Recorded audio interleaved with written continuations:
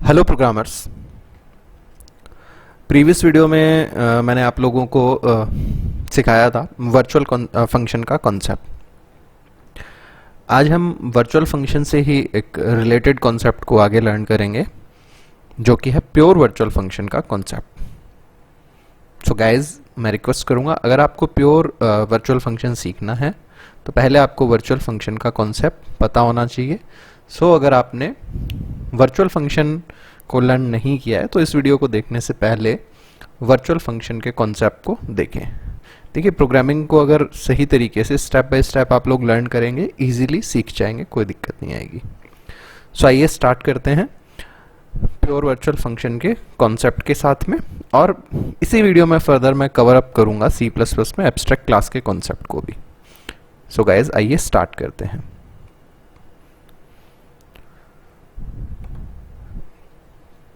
Guys, पहले हम definition देखते हैं कि what is a pure virtual function. A pure virtual function is a function which does not have its definition. A pure virtual function is also called as do nothing function. Pure virtual function एक ऐसा function होता है जिसकी कुछ भी definition नहीं होती है, ठीक है ना। प्योर वर्चुअल फंक्शन को ही डू नथिंग फंक्शन भी कहते हैं। A virtual function which does not have any definition and zero is assigned to its declaration is called a pure virtual function. अब प्योर वर्चुअल फंक्शन को बनाने के लिए हमें बेसिकली करना क्या है, एक वर्चुअल फंक्शन बनाना है और उसकी डिक्लेरेशन पे जीरो असाइन कर देना है, ठीक है ना। कैसे डिक्लेरेशन पे जीरो असाइन कर देने का क्या मतलब है? देखो, वर्चुअल फंक्शन बनाने के हम लोग क्या करते थे, क्लास में एक फंक्शन बनाते थे जिसके आगे वर्चुअल कीवर्ड लगाते थे। फॉर एग्जाम्पल, यहाँ पे मैंने लिखा वर्चुअल वाइड एरिया। अब ये देखिए, डिक्लेरेशन है इक्वल टू जीरो करके सेमीकोलन लगा दिया। अब यहाँ पे इक्वल टू जीरो करने का मतलब ये नहीं कि एरिया की वैल्यू जीरो है। ये C++ बनाते समय बीजार्ने स्ट्रोस्ट्रप ने सिंटैक्स बना दिया था कि अगर आपको प्योर वर्चुअल बनाना है फंक्शन को, तो आप उसका जो डिक्लेरेशन पार्ट होता है उसी के अंदर आप क्या करोगे, जीरो असाइन कर दोगे।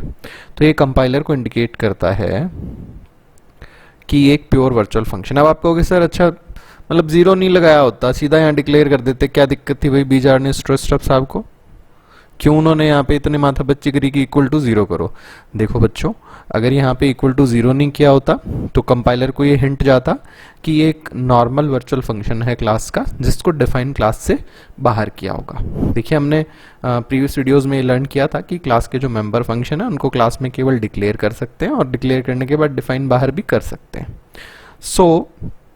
अगर हम केवल डिक्लेरेशन देते इसकी, तो कंपाइलर को ये हिंट जाता कि भाई डिफाइन क्लास से बाहर होगा, और जब उसको डेफिनेशन नहीं मिलती तो एरर देता। इस वजह से यहाँ पे क्या असाइन किया, प्योर वर्चुअल फंक्शन के सिंटैक्स को नॉर्मल वर्चुअल फंक्शन के डिक्लेरेशन से अलग करने के लिए कि आप इसकी प्योर वर्चुअल फंक्शन के डिक्लेरेशन में जीरो असाइन कर दो।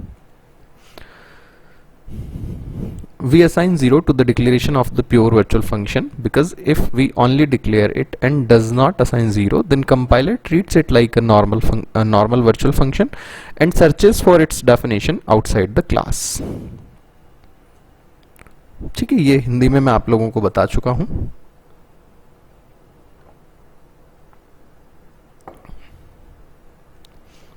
The pure virtual function must be member of the class. जो प्योर वर्चुअल फंक्शन है वो किसी ना किसी क्लास के मेंबर होना जरूरी है। अगर कोई फंक्शन सिर्फ फ्रेंड है, मेंबर नहीं है किसी भी क्लास का, दैट मीन्स उसको हम वर्चुअल नहीं बना सकते। या फिर कोई भी ऐसा फंक्शन जो कि क्लास का पार्ट ही नहीं है, क्लास का मेंबर ही नहीं है, क्लास के बाहर कहीं अलग से कुछ डिफाइन किया हुआ है बट उसका क्लास से कोई रिलेशन नहीं है, तो वो भी वर्चुअल नहीं बनाया जा सकता। एक बार अपन कोड में भी इसको बना के देख लेते हैं।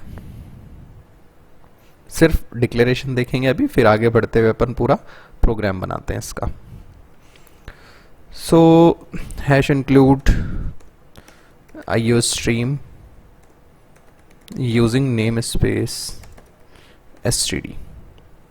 एक क्लास बनाई हमने शेप, एंड इसके पब्लिक पार्ट में हमने एक फंक्शन डिफाइन कर दिया, डिक्लेयर कर दिया virtual void area and equal to 0। That means ये एक प्योर वर्चुअल फंक्शन बन गया है हमारा। सेव कर देता हूं मैं इस फाइल को।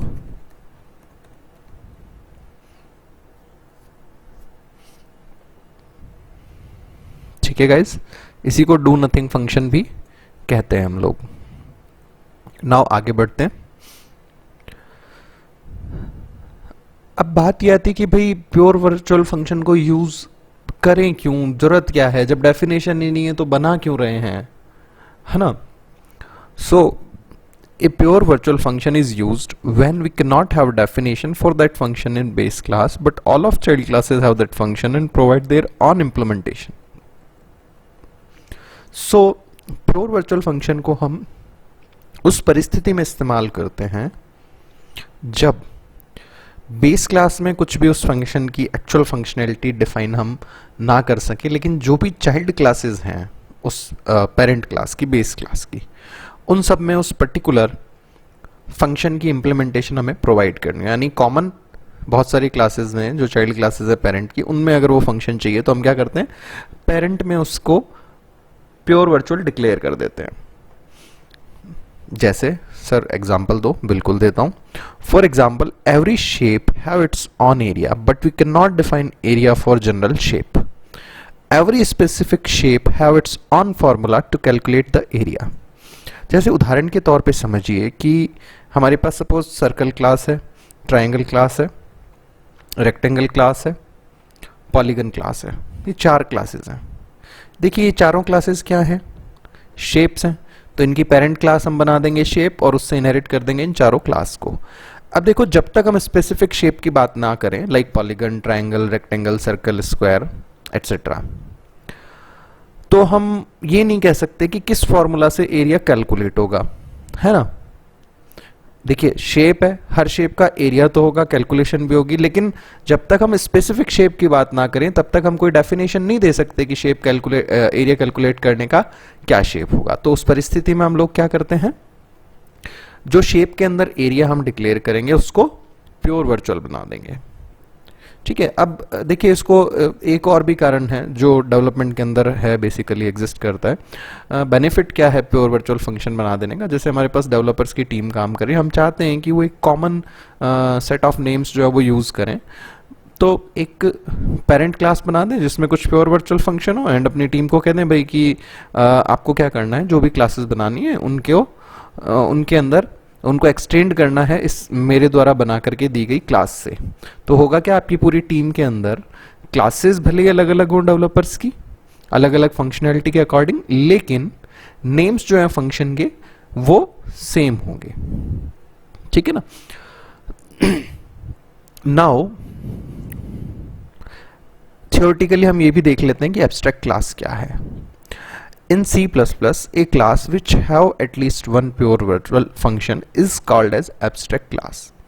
So C++ के अंदर एक ऐसी क्लास जिसमें एक भी प्योर वर्चुअल फंक्शन हो, वो क्लास क्या कहलाती है, एब्स्ट्रैक्ट क्लास कहलाती है।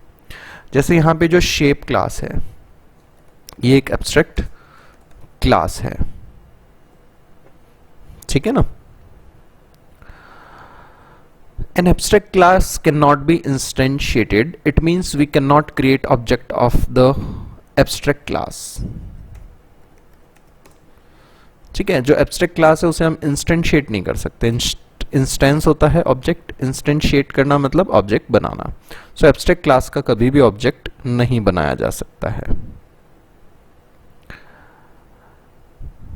ये देखिए मैं मेन फंक्शन बनाता हूं एंड यहाँ पे मैं शेप क्लास का एक एस ऑब्जेक्ट बनाने की कोशिश करता हूँ एंड मैं इसको कंपाइल करता हूँ।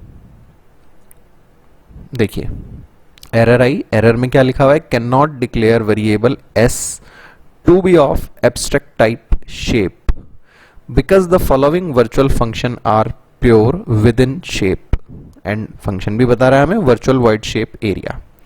सो यहाँ पे ये इंश्योर हुआ कि हम इस शेप क्लास का ऑब्जेक्ट ना बना सके। अब इसका ऑब्जेक्ट नहीं बनाने देने के पीछे रीजन क्या था, देखिए जब भी हम ऑब्जेक्ट से कोई फंक्शन कॉल करते हैं तो हमेशा अर्ली बाइंडिंग या स्टैटिक बाइंडिंग परफॉर्म होती है। तो अगर यहाँ पे हमें ये अलाउ कर दिया जाता बीजार्ने स्ट्रोस्ट्रप साहब के द्वारा कि हम एब्स्ट्रैक्ट क्लास का ऑब्जेक्ट बना सके, तो हो सकता है हम एरिया फंक्शन को कॉल कर देते। अब एरिया की कोई डेफिनेशन है ही नहीं तो उसको कॉल किया ही नहीं जा सकता, वो अगेन एक एरर हो जाती। इस वजह से ऑलरेडी यहाँ पे ये रिस्ट्रिक्ट किया हुआ है कि आप एब्स्ट्रैक्ट क्लास का ऑब्जेक्ट बना ही नहीं सकते, ऑब्जेक्ट नहीं बना सकते तो अर्ली बाइंडिंग परफॉर्म ही नहीं होगी, आपको पॉइंटर्स के थ्रू ही काम करना पड़ेगा, तो लेट बाइंडिंग परफॉर्म होगी। लेट बाइंडिंग अगर परफॉर्म होगी तो फिर चाइल्ड क्लासेस के ऑब्जेक्ट्स के अकॉर्डिंग मेथड्स हमारे कॉल होंगे।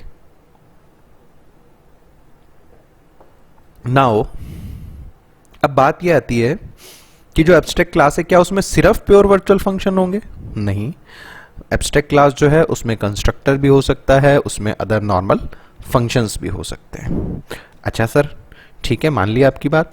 अब जैसे सपोज दैट एक सिंपल हमने यहाँ पे फंक्शन बना दिया void print एंड यहाँ डाल दिया this will print details of the shape. ठीक है, ये क्या है? अब एक नॉर्मल फंक्शन है, राइट? तो अब बात यही, जब ऑब्जेक्ट नहीं बना सकते तो फिर इसको भी नहीं कॉल कर पाएंगे, है ना? बिल्कुल नहीं कर पाएंगे, बहुत सिंपल सी बात है। तो अब हमें ये फैसिलिटी दी गई कि आपने करना क्या होगा, आपको एक चाइल्ड क्लास बनानी होगी, ठीक है ना? एटलीस्ट एक चाइल्ड क्लास बनानी होगी। लाइक मैंने यहाँ पे सर्कल बना दी जो कि एब्स्ट्रैक्ट क्लास को इनहेरिट करे।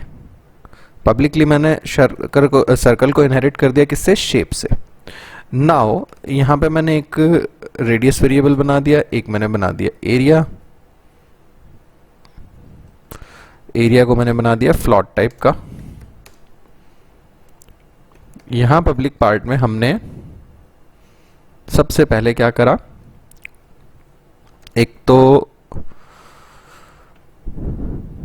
सर्कल में एक फंक्शन बना दिया सेट रेडियस, जो एक इंटीजर आर को एज ए आर्ग्यूमेंट ले रहा है, और ये जो डेटा मेंबर है इसको मैंने नाम दे दिया है रेडियस। ये क्या कर रहा है? ये कर रहा है बेसिकली आर को एज ए आर्ग्यूमेंट ले रहा है, रेडियस में स्टोर करवा रहा है। ठीक है, नाउ जो भी चाइल्ड क्लास हम बनाते हैं बेसिकली, जैसे हमने सर्कल बनाई, ये पब्लिकली इनहेरिट कर रही है किसको? शेप को। तो जब भी हम किसी एब्स्ट्रैक्ट क्लास की चाइल्ड क्लास बनाएंगे तो उस चाइल्ड क्लास पे रेस्ट्रिक्शन होता है कि वो पेरेंट क्लास के प्योर वर्चुअल फंक्शन की डेफिनेशन प्रोवाइड करे। अगर नहीं करेगा तो ये जो सर्कल क्लास खुद है ये भी क्या बन जाएगी? एक एब्स्ट्रैक्ट क्लास बन जाएगी। एब्स्ट्रैक्ट क्लास बनने का मतलब है इस टाइप का भी ऑब्जेक्ट हम नहीं बना सकते। तो अभी मैं यहाँ पे सर्कल सी ऑब्जेक्ट बनाने की कोशिश करता हूँ, ये मुझे फिर से एरर शो करेगा। ठीक है ना? तो अब एज ए सॉल्यूशन हमें क्या करना पड़ेगा, यहाँ पे जो एरिया फंक्शन है वो डिफाइन करना पड़ेगा। नाउ मैंने एरिया को डिफाइन किया, एरिया इक्वल टू कर दिया 3.14 इंटू रेडियस इंटू रेडियस। तो ये रेडियस की एरिया की कैलकुलेशन हो गई सर्कल के लिए। नाउ मैंने प्रिंट को भी यहाँ पे ओवरराइड कर दिया।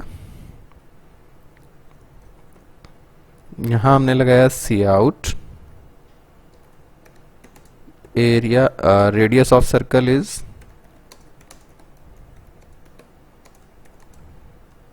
रेडियस को प्रिंट करा दिया, and area of circle is area को भी मैंने प्रिंट करवा दिया। ठीक है, नाउ देखिए अब मैं सर्कल का ऑब्जेक्ट बना सकता हूं। कंपाइल किया मैंने, wide area, area okay sorry,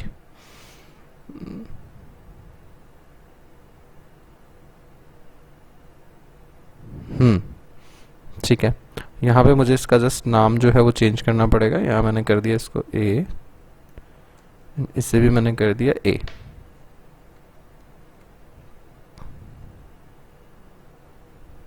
and जहाँ मैं प्रिंट करा रहा हूँ यहाँ पे भी मुझे ए लिखना पड़ेगा, वरना ये फंक्शन का नेम समझ रहा था। Fine, compile. ये हमने चाइल्ड क्लास भी बना दी। एंड एक चीज और, हम चाहें तो एब्स्ट्रैक्ट क्लास टाइप का पॉइंटर बना सकते हैं, ठीक है ना। यहां पे मैंने क्या करा, एक शेप का पॉइंटर बना दिया, शेप पॉइंटर एस, सर्कल का ऑब्जेक्ट बनाया, एस इक्वल टू मैंने कर दिया एड्रेस ऑफ सी। नाउ मैंने कॉल किया एस हैरो। अब देखिए कुछ चीजें मैं आपको रिकॉल करवाता हूं। हमने ये चीज देखी थी कि जो बेस क्लास टाइप के पॉइंटर्स होते हैं वो केवल उन्हीं मेथड्स को कॉल कर सकते हैं जो बेस क्लास के मेंबर्स हों। तो देखिए हिंट के अंदर जब मैंने एस एरो लिखा तो ये एरिया और प्रिंट दिखा रहा है, लेकिन इनपुट नहीं दिखा रहा हमें, है ना। अब इनपुट को एक्सेस कैसे करें, ये तो एक्सेस हो ही नहीं सकता डायरेक्टली अभी। तो इसका तरीका ये है, हम क्या करते हैं यहाँ पे एक और प्योर वर्चुअल फंक्शन बना देते हैं, void इनपुट, क्योंकि शेप के लिए क्या इनपुट ले हमें नहीं पता, ठीक है। नाउ हमने लिखा S arrow input, sorry input नहीं, सेट रेडियस फंक्शन है हमारे पास में, इनपुट तो है ही नहीं यहाँ पे, मैं इसको इनपुट कर देता हूँ नाम चेंज करके एक बार। एंड नाउ देखो इनपुट में यहाँ पे एक आर्ग्यूमेंट है, तो ऊपर जो मैंने इनपुट डिफाइन किया उसमें भी मुझे एक आर्ग्यूमेंट पास करना पड़ेगा, नहीं तो ये ओवरलोडिंग हो जाएगी और फिर ओवरलोडेड फंक्शन को ये कॉल नहीं कर पाएगा जब मैं बिना आर्ग्यूमेंट के पास करूंगा तो, कॉल करूंगा तो, सॉरी, ठीक है। एस एरो इनपुट हो गया। नाउ मुझे कैलकुलेट करना है एरिया, तो हम लिखेंगे एस एरो एरिया। चूंकि वर्चुअल फंक्शन है, चाइल्ड क्लास टाइप का ऑब्जेक्ट स्टोर है एस में, रन टाइम का पॉलीमॉर्फिज्म परफॉर्म होएगा और डेफिनेशन कौन सी एक्टिव होएगी, चाइल्ड क्लास वाली। बट अब एक चीज देखिए, जब मैं एस एरो प्रिंट कॉल करता हूं तो ये प्रिंट कौन सा कॉल होएगा, चाइल्ड क्लास वाला। क्यों कॉल होएगा, देखो वापस रिकॉल कर रहा हूं, क्योंकि यहां पे ये नॉर्मल फंक्शन है, इसको हमने ओवरराइड किया। हमने देखा था अगर किसी नॉर्मल ओवररिडन फंक्शन को अगर हम पेरेंट क्लास के पॉइंटर से कॉल करते हैं तो स्टैटिक बाइंडिंग या अर्ली बाइंडिंग परफॉर्म होती है, तो वहां पे डेफिनेशन कौन सी एक्टिव होती है, हमेशा जो पॉइंटर का टाइप है उस टाइप की। तो अभी देखना जब ये प्रिंट कॉल होएगा इनपुट और एरिया में तो कोई प्रॉब्लम नहीं है, वो तो सही चाइल्ड क्लास वाले कॉल होंगे। क्यों, क्योंकि इनको वर्चुअल बना रखा है हमने, और वर्चुअल फंक्शन जब कॉल होता है बेस क्लास के पॉइंटर से तो रन टाइम का पॉलीमॉर्फिज्म परफॉर्म होता है, इसीलिए हम वर्चुअल फंक्शन को यूज करते हैं। तो प्रिंट में अभी क्या करेगा, ये बेस क्लास वाली डेफिनेशन एक्टिव कर देगा। मैं इसको कंपाइल एंड रन करता हूं, this will print details of the shape. अब अगर मैं चाहता हूं कि भाई ये चाइल्ड क्लास वाला कॉल करवाना है हमें तो इससे, है ना, तो हम क्या करेंगे, यहां पे भी वर्चुअल लगा देंगे, ठीक है। नाउ मैंने इसको कंपाइल एंड रन किया, आगे हमारा radius of circle is 10, area of circle is 314। अच्छा, अब कई बच्चे कंक्लूजन निकाल लेंगे, सर क्या एब्स्ट्रैक्ट क्लास में सारे फंक्शन वर्चुअली होंगे? नहीं, ऐसा बिल्कुल नहीं है। जैसे मैंने एक सिंपल और फंक्शन बना दिया डिस्प्ले करके, ठीक है, इसमें मैंने डाल दिया it will show definition of shapes, ठीक है। नाउ ये एक नॉन वर्चुअल फंक्शन है और मैंने इसको ओवरराइड नहीं किया हुआ है। अब मैंने कॉल किया एस एरो डिस्प्ले, तो ये कौन सी डेफिनेशन को एक्टिव करेगा, पेरेंट क्लास वाली, क्योंकि ओवरराइड तो किया हुआ ही नहीं हमने, और अगर ओवरराइड किया भी होता तो नॉन वर्चुअल है, इसलिए हमेशा डेफिनेशन कौन सी एक्टिव होती है इसकी, बेस क्लास वाली। ओके, स्पेलिंग मिस्टेक है, PALY नहीं PLAY।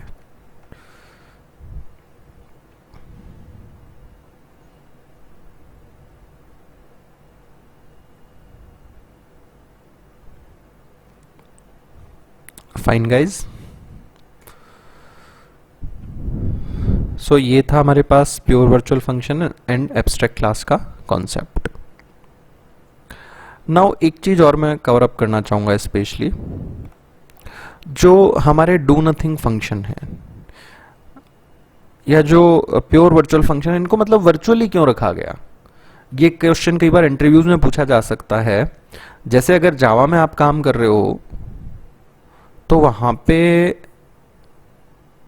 आपको प्योर वर्चुअल जैसा कॉन्सेप्ट नहीं मिलेगा, उसकी बजाय आपको एब्स्ट्रैक्ट मेथड का कॉन्सेप्ट मिलेगा। तो कई बार इंटरव्यू में ये पूछा जाता है कि भाई यहाँ पे प्योर वर्चुअल फंक्शन का कॉन्सेप्ट है क्या, मतलब वर्चुअल कीवर्ड ही क्यों लगा करके हमेशा डू नथिंग फंक्शन हम बना रहे हैं या ऐसा फंक्शन बना रहे हैं जिसकी बॉडी नहीं है। उसका रीज़न ये है चूंकि हमें जो प्योर वर्चुअल फंक्शन होता है उसकी बेसिकली कोई डेफिनेशन नहीं होती है, डू नथिंग फंक्शन जो है उसकी कोई डेफिनेशन नहीं होती है, और जब उसकी डेफिनेशन नहीं है तो हमें अवॉइड करना होता है अर्ली बाइंडिंग को, जो भी पॉइंटर्स वगैरह भी हम बनाएंगे एब्स्ट्रैक्ट क्लास के उनके through. That's why run time की बाइंडिंग परफॉर्म हो या रन टाइम का पॉलीमॉर्फिज्म हो परफॉर्म, इस वजह से हमेशा जो डू नथिंग फंक्शन है सी प्लस प्लस में उन्हें वर्चुअल ही बनाया जाता है, प्योर वर्चुअल ही बनाया जाता है। सो गाइज ये नोट्स जो हैं ये मैं हर वीडियो के डिस्क्रिप्शन में डालता हूँ, वहाँ से आप कॉपी कर सकते हो। एक चीज़ ध्यान रखना, थोड़ा सा रेस्ट्रिक्शन ये है कि जब मैं डिस्क्रिप्शन में डाल रहा हूँ नोट्स को तो उस टाइम पे मैं जो लेस देन ग्रेटर देन वाले साइन होते हैं जो हम लेफ्ट शिफ्ट जो हम इंसर्शन एक्सट्रैक्शन ऑपरेटर में यूज़ करते हैं वो नहीं डाल सकते हैं। तो उनकी जगह पर यानी जैसे अगर मुझे ये लिखना है लेफ्ट शिफ्ट तो मैं इसकी जगह लिख देता हूँ ampersand LT semicolon ampersand LT semicolon. तो जहाँ पे भी एम्परसेंड LT सेमीकोलन लिखा हुआ हो एक बार तो उसको एक लेफ्ट शिफ्ट से आपको रिप्लेस कर लेना है नोट्स के अंदर। सो गाइज होप सो आप लोगों को समझ आया होगा virtual function and abstract class का कॉन्सेप्ट सी प्लस प्लस में। अगर आपको कोई डाउट रह जाता है तो आप इस वीडियो पर कमेंट करके या फिर मेरा व्हाट्सएप नंबर है 7742817777, इस पर भी आप अपने डाउट्स मुझसे डिस्कस कर सकते हैं। Thanks for watching this video guys, thanks a lot. अगर आपको ये वीडियो अच्छा लग रहा है, आप लोग प्रोग्रामिंग सीख पा रहे हैं, तो मैं रिक्वेस्ट करूंगा आप अपने जूनियर्स के साथ या अपने फ्रेंड्स के साथ जिन्हें सी प्लस प्लस सीखनी है ये प्लेलिस्ट शेयर करें। Once again thank you guys, thanks a lot.